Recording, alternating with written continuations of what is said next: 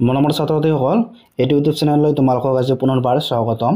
আজি তোমালোকৰ বাবে সপ্তম শ্ৰেণীৰ সায়েন্সৰ অধ্যায় নম্বৰ 6ৰ ভৌতিক আৰু ৰাসায়নিক পৰিৱৰ্তন নামৰ পাঠটোৰ সকলো পাঠভিত্তিক প্ৰশ্ন উত্তৰ তোমালোকৰ বাবে লৈ আহিছোঁ। মৰমৰ ছাত্ৰ-ছাত্ৰীসকল, ভিডিঅ'টো স্কিপ নকৰাকৈ লাষ্টলৈকে চাই থাকিব। অনুশীলনীত 1 নম্বৰত দিয়া আছে তলত দিয়া পৰিৱৰ্তনবোৰৰ লগত জড়িত পৰিৱৰ্তনসমূহ উল্লেখ কৰা। ইয়াত কিছুমান পৰিৱৰ্তনৰ নাম দিয়া আছে। এইবিলাক ভৌতিক পৰিৱৰ্তন আৰু ৰাসায়নিক পৰিৱৰ্তন তোমালোকক ক'ব লাগে। ইয়াত এ নম্বৰত দিছে চালক সংশ্লেষণ, এইটো ভৌতিক নে ৰাসায়নিক পৰিৱৰ্তন তোমালোকক লিখিব লাগে। তাৰপিছত বিত দিছে পানীত চেনি দ্ৰৱীভূত কৰিলে, চি কয়লা পুৰিলে, ডি মমবাতিৰ গলন, ই এলুমিনিয়ামক পিটি এলুমিনিয়াম পাত তৈয়াৰ কৰাটো। তাৰপিছত এফত দিছে খাদ্যৰ পচন। ইয়াৰ উত্তৰত হ'ব পৰিঘটনাৰ লগত জড়িত পৰিৱৰ্তনসমূহ হ'ল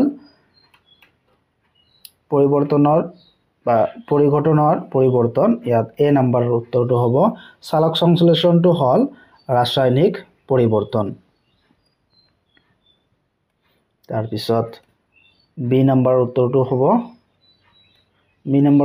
হ'ব পানীত চেনি দ্ৰৱীভূত কৰিলে, এইটো ভৌতিক পৰিৱৰ্তন। চি কয়লা পুৰিলে, এইটো ৰাসায়নিক পৰিৱৰ্তন। ডি মমবাতিৰ গলন, এইটোও হ'ব ৰাসায়নিক পৰিৱৰ্তন।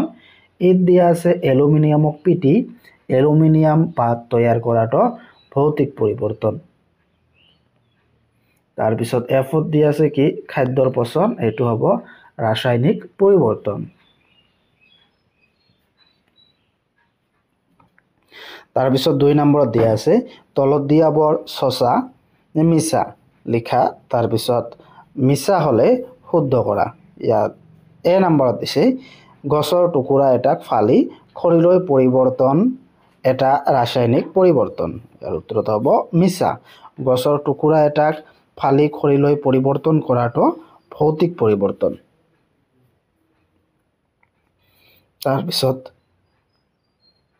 বিত দিয়া আছে গছৰ পাতৰ পৰা সাৰ তৈয়াৰ হোৱাটো এক ভৌতিক পৰিৱৰ্তন।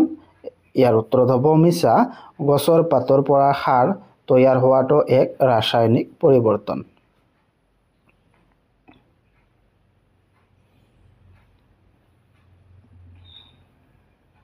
তাৰপিছত চিত দিয়া আছে লোৰ নলীত জিংকৰ প্ৰলেপ দিলেই মামৰে সহজে নধৰে। ইয়াৰ উত্তৰত হ'ব সঁচা।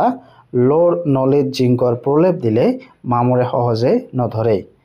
তাৰপিছত ডিত দিয়া আছে লো আৰু মামৰ একে পদাৰ্থ। ইয়াৰ উত্তৰত হ'ব মিছা। আইৰণ বা লো আৰু মামৰ একে পদাৰ্থ নহয়। তাৰপিছত ইত দিয়া আছে পানীৰ বাষ্প ঘনীভূত হ'লে ৰাসায়নিক পৰিৱৰ্তন হয়।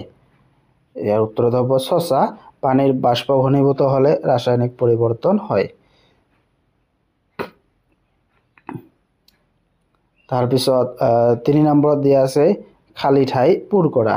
ইয়াত এ নম্বৰত দিছে চূণ পানীৰ মাজেৰে কাৰ্বন ডাই অক্সাইড গেছ জ্বলিত কৰিলেই ডেছ উৎপন্ন হোৱাৰ বাবে গাখীৰৰ দৰে হয়। ইয়াৰ উত্তৰত হ'ব চূণ পানীৰ মাজেৰে কাৰ্বন ডাই অক্সাইড গেছ জ্বলিত কৰিলেই কেলছিয়াম কাৰ্বনেট উৎপন্ন হোৱাৰ বাবে গাখীৰৰ দৰে হয়।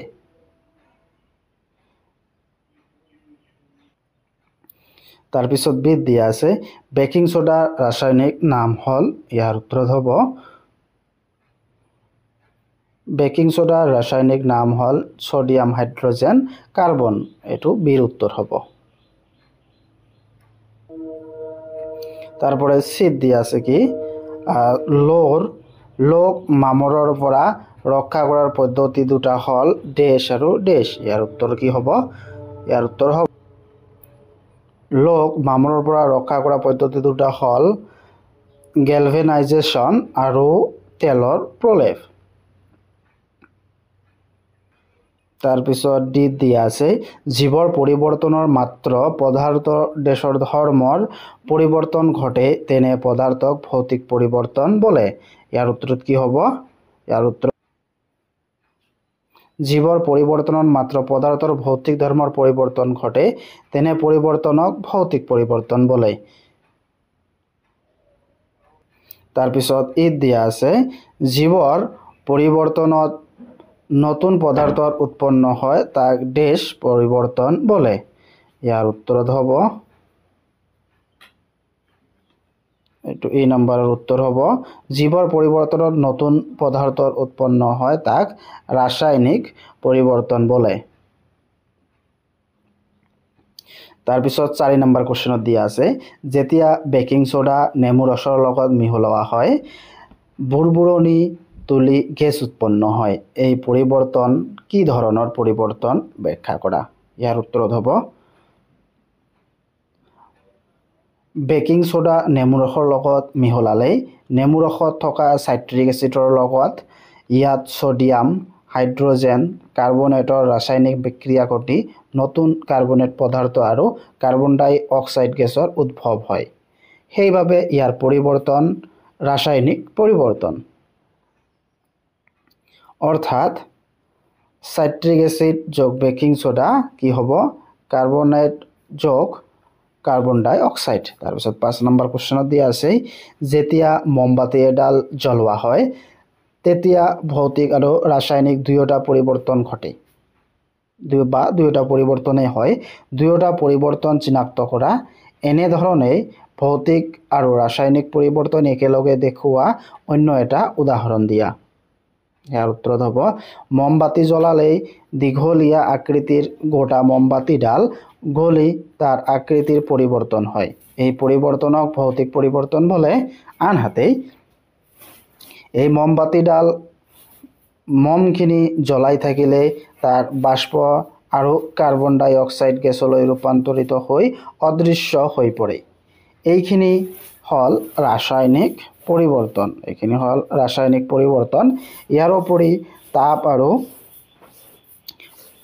পোহৰৰ উৎপন্ন হয় ৰন্ধন গেছেই এলপিজি জ্বলালেও ভৌতিক আৰু ৰাসায়নিক পৰিৱৰ্তন দুয়োটা পৰিৱৰ্তনে একেলগে ঘটে সিলিণ্ডাৰৰ ভিতৰত তৰল অৱস্থাত থকা এলপিজি গেছ নলীৰে ওলাই আহি গেছীয় অৱস্থা পায়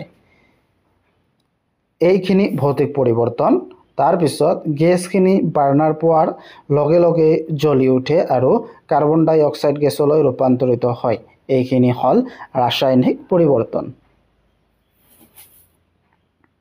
তাৰ পিছত 6 নম্বৰ কোৱেশ্চনত দিয়া আছে এৱা গাখীৰৰ দৈ হোৱাটো এক ৰাসায়নিক পৰিৱৰ্তন কেনেকুৱা ইয়াৰ উত্তৰত হ'ব এৱা গাখীৰ দৈ হলে ইয়াক পুনৰাই দৈৰ পৰা এৱা গাখীৰলৈ পৰিণত কৰিব নোৱাৰি সেয়াই গাখীৰ দৈ হোৱাটো এক ৰাসায়নিক পৰিৱৰ্তন তাৰ পিছত 7 নম্বৰ কোৱেশ্চনত দিয়া আছে কাঠ জ্বলোৱা আৰু তাক সৰু সৰু খণ্ডলৈ ৰূপান্তৰ কৰা দুয়োটা পৃথক পৃথক পৰিৱৰ্তন ব্যাখ্যা কৰা ইয়াৰ উত্তৰত হ'ব কাঠ জ্বলালে ই পুৰি এঙাৰত পৰিণত হয় আৰু গেছৰ উৎপন্ন হয় গতিকে ই ৰাসায়নিক পৰিৱৰ্তন আনহাতে কাঠৰ টুকুৰা সৰু সৰু খণ্ডলৈ ৰূপান্তৰিত কৰিলে ইয়াৰ আগৰ আকৃতিৰ পৰিৱৰ্তন ঘটে গতিকে ই পৰিৱৰ্তনৰ ভৌতিক পৰিৱৰ্তন তাৰ পিছত 8 নম্বৰ কোৱেশ্চনত দিয়া আছে কপাৰ সালফেটৰ স্ফটিক কিদৰে গঠন হয় ব্যাখ্যা কৰা ইয়াৰ উত্তৰত হ'ব এটা বিকাৰত পানী লৈ গৰম কৰি কপাৰ সালফেট তুতিয়াৰ গুড়ি মিহলোৱা হল যেটো সময়লৈ পানীয়ে এই গুড়ি দ্ৰৱীভূত কৰিব পাৰে হিমান সময়লৈ গুড়ি মিহলাই ৰখা হল অৰ্থাৎ পানীখিনি সংপৃক্ত কৰা হল এতিয়া কপাৰ সালফেট আৰু পানীৰ মিশ্ৰণ দ্ৰৱণটো ঠাণ্ডা হ'বলৈ দিয়া হল কোনো লৰচৰ নকৰাকৈ কিছু সময় থৈ দিলে বিকাৰৰ তলিত কপাৰ সালফেটৰ নীলা স্ফটিক জমা হোৱা দেখা যাব এনেদৰে কপাৰ সালফেটৰ স্ফটিক গঠন কৰা হয় তাৰ পিছত 9 নম্বৰ কোৱেশ্চন দিয়া আছে লো বা আইৰণৰ গেট এখনত ৰং বা প্ৰলেপ দিলে কিয় মামৰ ধৰাৰ পৰা ৰক্ষা পৰে ব্যাখ্যা কৰা ইয়াৰ উত্তৰত হ'ব লোৰ গেটখনত থকা লৈ বায়ুৰ অক্সিজেন আৰু পানীৰ উপস্থিতিত বিক্ৰিয়া কৰি লোৰ অক্সাইড অৰ্থাৎ মামৰ উৎপন্ন কৰে। যদি লোৰ ওপৰত ৰং দিয়া হয় বা প্ৰলেপ দিয়া হয় তেতিয়া এই প্ৰলেপ লোক পানী আৰু অক্সিজেনৰ পৰা পৃথক কৰি ৰাখে, অৰ্থাৎ লোক পানী আৰু অক্সিজেনৰ সংস্পৰ্শলৈ অহাত বাধা দিয়ে। ফলত ৰাসায়নিক বিক্ৰিয়া ঘটে। ফলত গেটখনত মামৰে নধৰে।